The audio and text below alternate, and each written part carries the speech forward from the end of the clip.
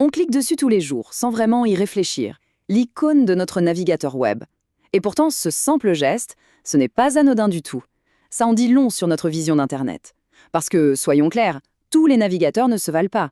Et la différence, eh bien, elle ne se joue pas juste sur la vitesse d'affichage des pages. Et justement, il y en a un qui fait une promesse assez forte. Prenez le contrôle de votre vie en ligne. Ça, c'est Firefox. Et ce n'est pas qu'une simple phrase accrocheuse, non, c'est vraiment la pierre angulaire de toute leur philosophie. Alors ensemble, on va creuser un peu pour voir comment ils s'y prennent concrètement, en commençant par ce qui les différencie vraiment de tous les autres, leur mission. Voilà, une mission de confidentialité. Pour bien saisir ce qu'est Firefox, le secret, ce n'est pas de plonger dans des lignes de code, non. Il faut d'abord se demander qui est derrière et surtout, quel est leur but. Et là, on découvre une organisation assez, disons, inhabituelle. Et voilà, on y est. Le moteur de tout ça, c'est la fondation Mozilla. Ce qu'il faut bien comprendre, c'est que Firefox n'appartient pas à un géant de la tech, à une multinationale obsédée par ses résultats en bourse. Non, c'est développé par une organisation à but non lucratif. Et ça change tout. Leur objectif, ce n'est pas de faire un maximum d'argent, c'est de défendre l'idée qu'Internet doit rester un bien public mondial, ouvert et accessible à tout le monde.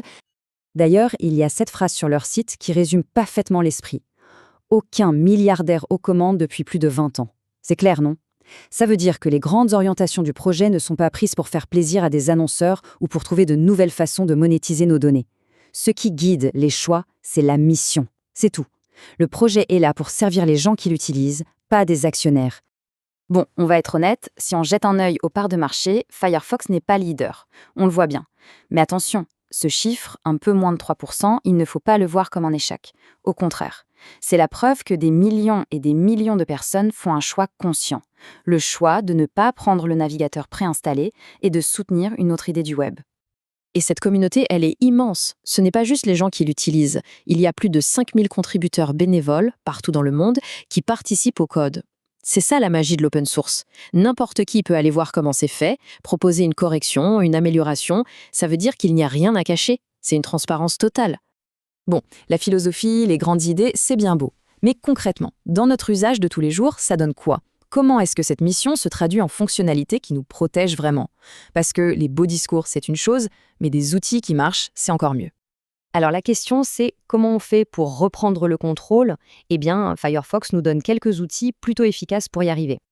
Et le point le plus important, c'est que tout ça, c'est activé par défaut. Pas besoin d'être un expert et de chercher dans des options compliquées. Dès qu'on installe Firefox, il se met au travail. Hop, il bloque les trackers des réseaux sociaux qui nous suivent partout. Il bloque les cookies qui essayent de nous pister d'un site à l'autre. Et il s'attaque même à des trucs plus vicieux, comme le fingerprinting, qui cherche à créer une carte d'identité unique de notre machine, ou les mineurs de crypto-monnaies qui peuvent utiliser notre ordinateur sans qu'on le sache. Mais la protection, ce n'est pas tout. Un bon navigateur, ça doit aussi être agréable à utiliser.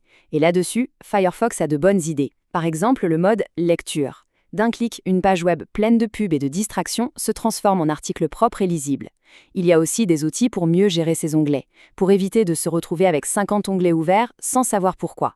Et bien sûr, Firefox Sync, qui permet de retrouver ses mots de passe, son historique, ses onglets ouverts, partout, que l'on soit sur son ordi, sa tablette ou son téléphone. D'ailleurs, cette volonté de s'adapter, on la retrouve dans tout l'écosystème Firefox. Ce n'est pas juste un seul et unique navigateur. C'est en fait toute une famille de produits, chacun pensé pour un besoin spécifique. Alors, qu'est-ce qu'on a dans cette famille? D'abord, la version standard, celle que la plupart des gens utilisent au quotidien, avec toutes les dernières fonctionnalités. Ensuite, il y a la version ESR. Celle-là, elle est surtout pour les entreprises, les écoles, bref, les organisations qui ont besoin d'un maximum de stabilité, quitte à ne pas avoir la toute dernière nouveauté. Et sur mobile, il y a Firefox Focus. C'est un peu le coffre-fort de la navigation, il bloque un maximum de choses par défaut, et il suffit de le fermer pour que tout l'historique soit effacé. Radical. Et le plus simple dans tout ça, c'est que peu importe la machine qu'on utilise, il y a une version de Firefox pour ça. Sur ordinateur, que ce soit Windows, macOS ou Linux, et sur mobile, bien sûr, Android et iOS. Bref, Firefox est accessible partout. Tout ça nous ramène finalement à la question de départ. C'est bien plus qu'un simple choix de logiciel. Choisir son navigateur, c'est en quelque sorte faire un choix de société, un choix pour l'avenir du web.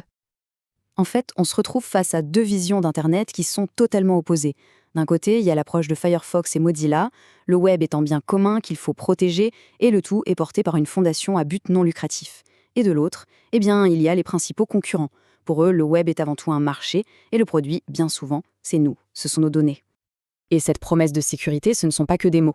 Pour vous donner une idée, en 2019, l'Office fédéral allemand de la sécurité des technologies de l'information, c'est un peu l'équivalent de notre ANSSI, une vraie référence, a déclaré que Firefox était le navigateur le plus sécurisé.